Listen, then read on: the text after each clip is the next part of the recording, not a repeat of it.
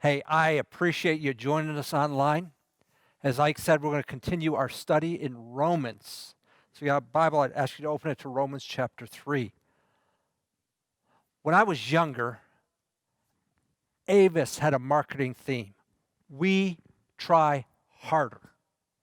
So they checked your blades, they checked your tire pressure, they cleaned your car, even the ashtray. They were on time. We try harder. Man, it stuck. It was an effective ad campaign. But you know, trying harder won't work with God. And I want to talk about that this morning. So if you got your Bible, open it to Romans 3. We're going to go from verse 21 to verse 31, wrestling with this question, why won't trying harder work with God? Now, the first word in verse 21 is but, and that's setting up a contrast. So we need to think back on what's been going on in this letter. Paul wrote to some people he didn't know, and he put out this premise. He said, I'm not ashamed of the gospel, for it is the power of salvation to the Jew first, and then to the Greek. He went on to say, it's in it, the righteousness, right standing with God is revealed. And then he went on to make the case. He started with the Gentiles, the non-religious, and he said, yeah, they haven't had any special revelation with God, but you know what? They're held accountable because God has showed himself in the creation. Then he turned his focus to the Jewish person, the religious person, and said, yeah, you've got all this special revelation, but you know, if you don't respond rightly, you're as disconnected from God as the Gentile. And he took apart the idea of their religious merit badges, of their circumcision and their scriptures, and they said that won't cut it with God. And then in chapter 3, he drew this conclusion that whether you're Jew or Gentile, religious or non-religious, you're separated from God. In verse 10 he says, there's none righteous, not even one. There's none who understands. There's none who seeks for God. All have turned aside. Together they become useless. There is none who does good. There's not even one. Man, that's pretty depressing. And Paul went on in chapter 3 to say, you know, our words and our actions show we're far from God. And the idea that we can make it right through our own good works, no, they don't measure up. They don't fill the gap. Man. Andy, you got any good news? Yeah, I do. Starting in verse 21, I have real good news from the Apostle Paul. He sets up this transition to say, but now, apart from the law, what we do, the righteousness of God, right standing with God, has been manifested. It's been made known. It's been revealed. Where? In Jesus. Being witnessed by the law and the prophets. So, hey, this is not a new idea that came along with Jesus. The Old Testament writers, the ones who wrote the law and the prophets who spoke, looked forward to this sacrifice that God would give that would make us right with God. So this is not a new idea that started with Jesus. It is tracing all the way back to the beginning of God's relationship with humanity. Paul comes back, even the righteousness of God through faith. That's right standing. And I've given a couple examples of that. As a kid, I had some really wealthy friends who would invite me to their exclusive club. And I was treated by the waitstaff as someone who was from money when I wasn't. Why? Because they looked at me through the eyes of that other family. Last week, I talked about going for my first loan, and I didn't have the credit score to get the money. But I had a friend who said, I'll sign for him. And they lent me money based on his credit score. Do you understand that you and I, when we stand before God, our score doesn't measure up, but God doesn't look at us on our own. He looks at us through the eyes of Jesus. He says that righteousness of God through faith in Jesus Christ. Look, when you get a credit card or a debit card, it'll have a credit limit. You can purchase up to a certain amount. But before you can use that card, you have to call in a code or enter a code to access it. Hey, this right standing with God has been made available through Jesus, but we have to access that through faith. And so that's the good news Paul has for us. And now he's going to make the case, why? Why do we need to do this? So he starts at the end of verse 22. For there is no distinction. Hey, we're all in the same boat. Beginning of chapter 3, he said to the Jew, you think you've got a special status, and you don't. But all of us are guilty of that, aren't we? We think, we're somehow better, we're above the cut. No. Paul's saying, I want to destroy that myth. There's no distinction. What? For all have sinned and fall short of the glory of God. We've all rebelled against God, and it shows in our thoughts, our words, and our actions. When I used to talk with college students, I said, let's put away the Bible just for a minute and tell me about your own moral code. Have you broken that? Yeah, you're guilty. Let me take the first 2 of the 10 commandments. Love the Lord your God with all your heart, soul, mind, and spirit. Have you done that? Neither have I. We're guilty. Love your neighbor as yourself. You always done that? No, neither have I. Guilty. Let me jump to the New Testament, just one. Ephesians 4:29. Let no unwholesome word proceed from your mouth. You ever had something proceed from your mouth that shouldn't? I have. Hey, we're guilty. There's no distinction. We're all guilty. And so we don't measure up to God's standard. Our character, our actions, our words, our thoughts fall way short of God's standards. Years ago, I had a friend who was mistakenly invited to a fundraising event for very wealthy people. It was called History's Handful. And he was there conversing with the people. And then they began kind of the fundraising pledge. And they started at, we'd like you to consider a gift of $100,000. And they worked their way up to $500,000 and $1 million. And this person was maybe an engineer making $50,000 or $60,000. He may have been able to kick in $500 or $1,000, but $100,000? $500,000? $1 million? No, he didn't measure up. He said, Andy, I started looking at the watches. It was a Rolex. He didn't fit.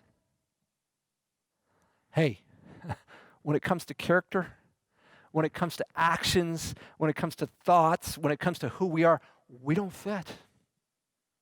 We don't measure up. We don't belong in God's presence. But that's not the end of the story. This idea of for all carries through to verse 24. For all, being justified, that means just as if we hadn't sinned, as a gift by his grace through the redemption which is in Christ Jesus. We're going to unpack these words more as we go on in the book of Romans, but redemption means we have been bought back. We are justified. It's a legal standing, just as if we never sinned. When Jesus died and rose from the dead and we put our faith in him, we have legal standing. We're right with God.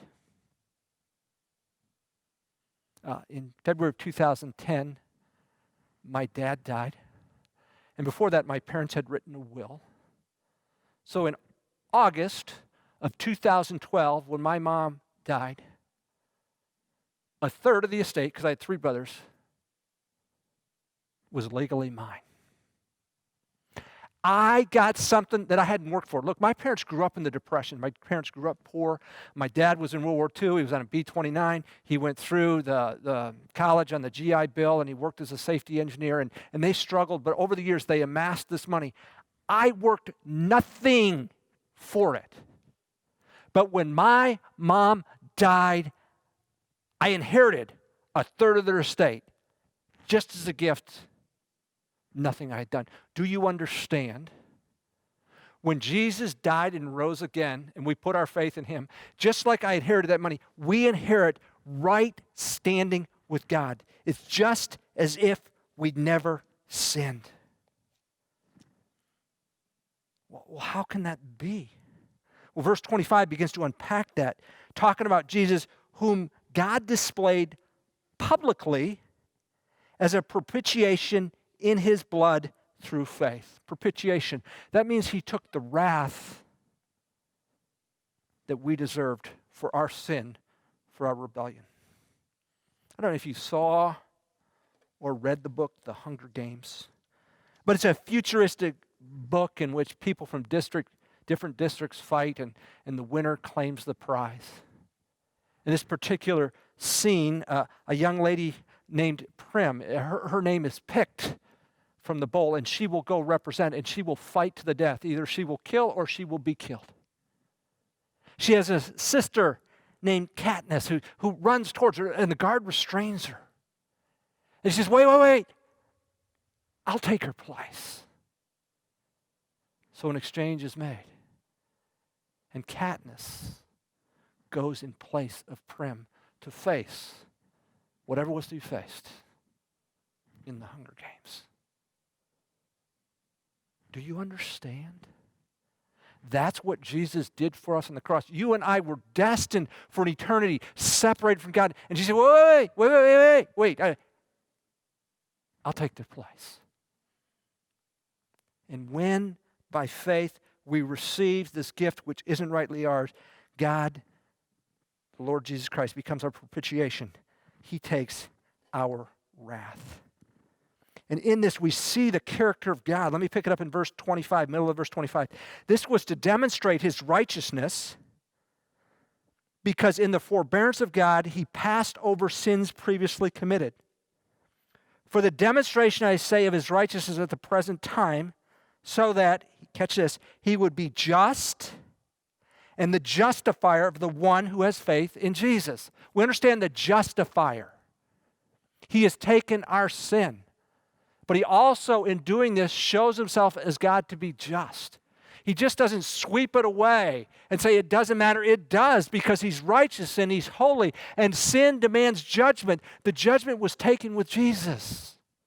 But God can't just walk away from it. No big deal. It's about 6-7 months ago. I was here in the church building, and I needed to run an errand at North Star. And then I was going to take our deposit over to the Union Bank here on North 27th. And so I went to North Star, and I went to go to Union Bank, and I got turned around. And I couldn't find it. I thought, man, where is it? Where am I? And it took me a second to get located. I need to go here. And without looking, I turned right into the path of an oncoming car. And you know the saying, you never know what hits you. I hear this sound, and the next thing, there's a car in front of me with the passenger side totally creased because I didn't look. And so I get out and I talk to the guy, and everybody's fine and we're good. He said, let's pull into the parking lot over here. And it was a friendly exchange. I apologized. He said, we're good. No one was hurt. We take pictures of each other's driver's license and our insurance cards, and we picture the damage. It's good. But you know what we didn't say? Hey, no big deal. Nobody worry about that. Somebody had to pay for the damage. We just couldn't walk away. No thing. Somebody had to pay. Turned out to me, an insurance company has passed on to me in my insurance rate. See, there was a big crease in the side of his car. I don't even know if his doors would open. And the front driver's side of mine, the corner was crumpled. Do you understand? That your sin and my sin has caused a crease in the perfect universe of God? Just can't walk away, no thing. Somebody's got to pay. It's you, it's me, or it's Jesus.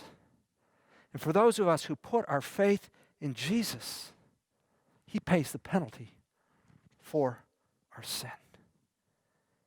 And so then, verses 27 through 30 speak of the necessity of faith. Paul says, where then is boasting? It's excluded. You bet it's excluded. Because you and I, our works don't even come close. By what kind of law? Of works? No, but by a law of faith. For we maintain the man is justified by faith apart from the works of the law. There's nothing you or I could do. It is total faith, dependence on Jesus to pay the penalty for our sin. Verse 29, 30, he's going to speak to the fact that God is the God of everyone. Or is God the God of the Jews only? Is he not only the God of the Gentiles also? Yes, of the Gentiles also. God is the God. God is offering their salvation. God is offering this right standing. God is offering justification to anyone, everybody, Jew and Gentile, who would believe. Since God indeed, who will justify the circumcised by faith and the uncircumcised through faith, is one. This offer of justification, just as if we've never sinned through faith, it's open to everybody. Circumcised, uncircumcised, Jew, Gentile, religious, non-religious. Why the offer of faith? Because our works don't measure up. Our works crease God's universe, just like a creased the side of that car, and somebody has to pay. Jesus paid. See, we're wrestling with this question, why won't trying harder work with God? Here's the deal. Even our best efforts, even our best shot falls short of God's standards. Even our best effort, our best shot falls short of God's standards. Think of my friend who was in this really wealthy group. I mean, he could have gathered all his assets, and he doesn't have what it takes to be in that group. He doesn't measure up. So we don't measure up with God. So Andy, is this a new idea with Jesus? Do we just disregard, all that stuff, the law and the prophets, do we just disregard that? Paul would say no. It all fits. Verse 31, here's what he says. Do we then nullify the law through faith? May it never be. On the contrary, we establish the law. Paul says this is what the prophets, this is what the folks in the Old Testament were writing about. They were writing this law to say you need God, and they were looking forward to this Jesus who would come and be the propitiation, be the one who offers salvation. Jesus himself said in Matthew 5:17-20, do not think that I came to abolish the law or the prophets. He's not doing away with them. In fact, he says, I did not come to abolish, but to fulfill. For truly I say to you, until heaven and earth pass away, not the smallest letter or stroke shall pass from the law until all is accomplished.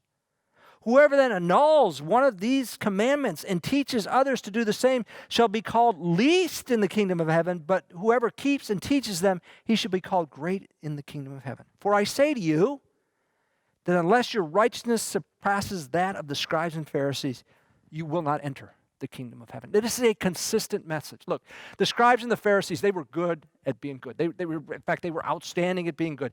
In fact, they took the Old Testament and all the precepts in there, and they added 640 of their own. Man, they kept them all perfectly. Man, they thought they were something, but Jesus said, no, you're a mess because you're clean on the outside and you're dirty on the inside. But Jesus said, you want to talk righteousness, you want to talk about keeping standards, then wherever the Pharisees are, you better way, way supersede them. The message is, you can't. The good news is, right standing, a justification, redemption, and we'll unpack these terms more, are all offered in the person of Jesus Christ. We access that gift through our faith. Imagine for a moment, you and I have the goal of jumping to the moon. Go with me on this for a minute. You climb Mount Everest. That's upwards of 29,000 feet. That's a significant accomplishment. Many people have died. And then me being at sea level and you jumping at off Mount Everest, I mean, you get 29,005 feet up in the air. I only get 4 or 5. Well, in one perspective, from the earthly perspective, you're way up there. But do you understand the moon's 238,000 miles away? And there's a force of gravity that you and I would need a rocket ship to break through. And so what looks good on Earth, he's way up there. From a celestial perspective, is nothing. No, you're both way down there. and you can't break through gravity. See, we compare ourselves, and maybe you're a little better than me, and I'm a lot better than him, and you're not so good, and we use that as our, but we need to understand the goal's the moon. It's 238,000 miles. And there's the deal of gravity in there, and we can't do that on our own, and it's a mistake to compare. We desperately need the work of Jesus.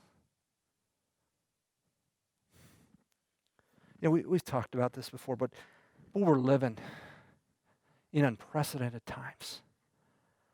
News about COVID-19 is everywhere. This morning when I got my little phone out, I got on the Michigan Rivals board.